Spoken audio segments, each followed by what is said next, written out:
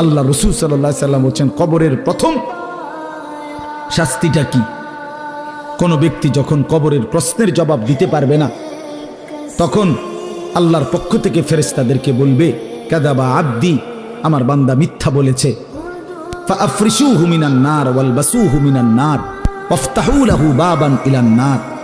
আল্লাহ বলবে ফেরেশতাদেরকে, ফেরেশতারা আমার এই নাফরমান বান্দার কবরের মধ্যে জাহান্নামের বিছানা বিছিয়ে দাও, আগুনের পোশাক পরিয়ে দাও, আর জাহান্নাম বরাবর তার জন্য একটা দরজা খুলে দাও।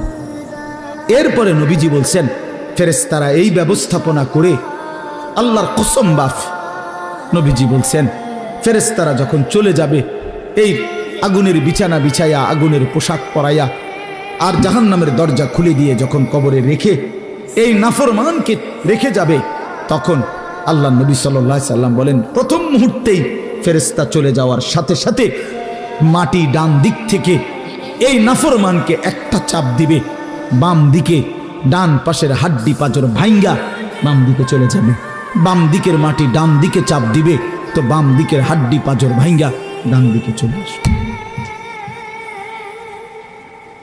আল্লাহ আমাকে মাফ করে দেন। আল্লাহুম্মা আউযু বিকা মিন আযাবিল কবর। নবী সাল্লাল্লাহু আলাইহি সাল্লাম 5 ওয়াক্ত নামাজের পরে, আল্লাহর কসম বন্ধু, প্রতিদিন 5 ওয়াক্ত নামাজের পরে নবীজি কবরের আযাব থেকে পানাহ চাইতেন।